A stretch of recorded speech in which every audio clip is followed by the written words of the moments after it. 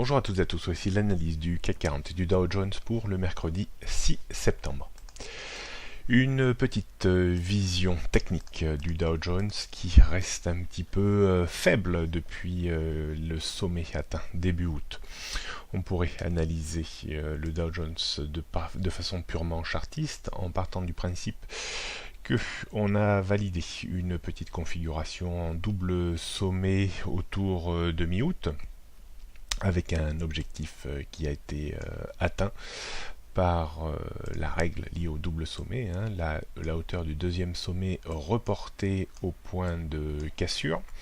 Donc petite fébrilité apparue début août, et on pourrait maintenant considérer qu'on est dans une structure potentielle de nouveau en double sommet, avec une première tête qui est bicéphale et une deuxième tête qui est en cours d'achèvement. Deuxième sommet en cours d'achèvement, pardon. Il faudrait éviter que l'indice américain casse les 21 600 points sous peine de revenir dans une zone que l'on pourrait conceptualiser entre 21 000 et 21 260 points. 21 000 correspondrait à une correction technique du mouvement de hausse en place depuis l'effet Trump entre novembre 2016 et août 2017. Ça veut dire qu'on ne corrigerait qu'un quart de cette avancée, donc ce serait vraiment une petite correction technique. Mais tout ceci aurait des effets quand même négatifs sur le CAC 40. On l'a vu hier, dès que Wall Street a commencé à baisser, le CAC 40 a embrayé le pas.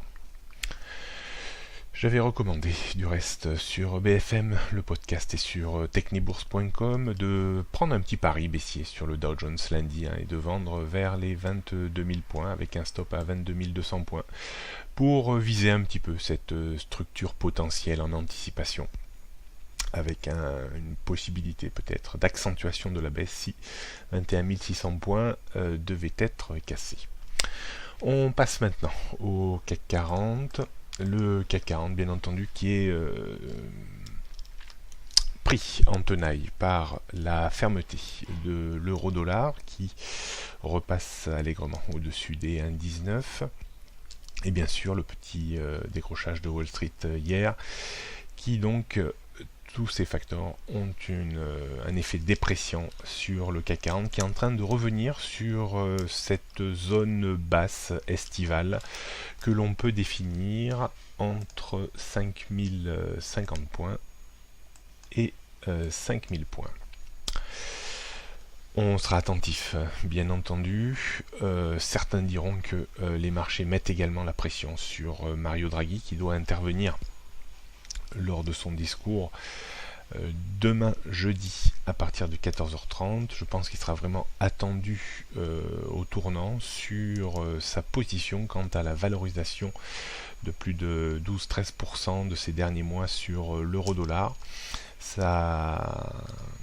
Son attitude sera scrutée de près. Si celui-ci devait être plutôt évasif sur le niveau de parité, alors on pourrait assister encore à une progression de la parité.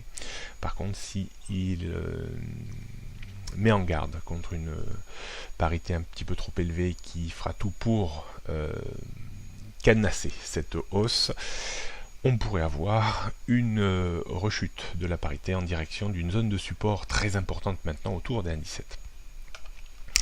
Donc son discours sera vraiment très intéressant à suivre demain à 14h30.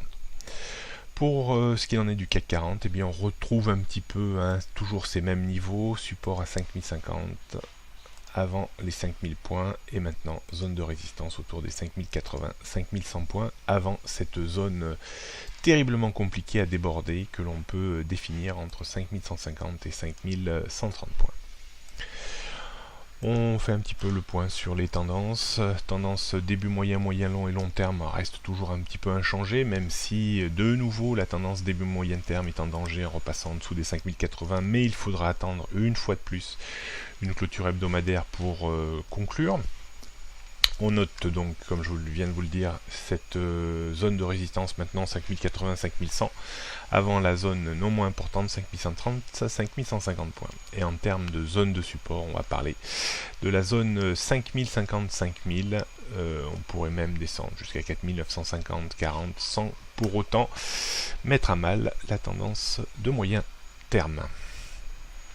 On jette un coup d'œil sur le CAC 40, en données 15 minutes. On voit très bien sur le graphique de ce matin le point de support autour des 5050 points. On a un petit niveau intermédiaire vers les 5130 avant les 5000 points. Et en termes de résistance, bien entendu, de nouveau les 5080, puis autour des 5100 et les 5130 points. D'un point de vue stratégique, toujours pas très facile, parce que les zones de support et de résistance sont assez proches les unes des autres, donc pas trop facile d'engager des prises de position avec un maximum de conviction.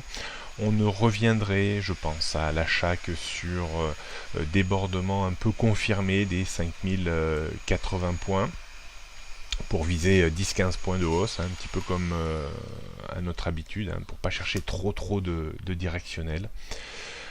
On pourrait exploiter, si on avait vraiment une butée contre les 5080, essayer d'aller chercher 10-15 points à la baisse. On pourrait également travailler une stratégie de breakout sur rupture des 5050 points pour au moins viser un retour vers les 5030 avec un stop à une quinzaine de points également. Voilà ce qu'on peut dire aujourd'hui. Peut-être que le marché va être un peu plus calme, sauf bien sûr si l'euro s'apprécie et que Wall Street continue à chuter. Mais on va peut-être maintenant attendre plus le discours de Mario Draghi et donc avoir une journée peut-être un peu moins volatile qu'hier après-midi. Bonne journée à toutes et à tous et à demain. Et n'oubliez pas de me retrouver sur BFM ce matin à 10h30.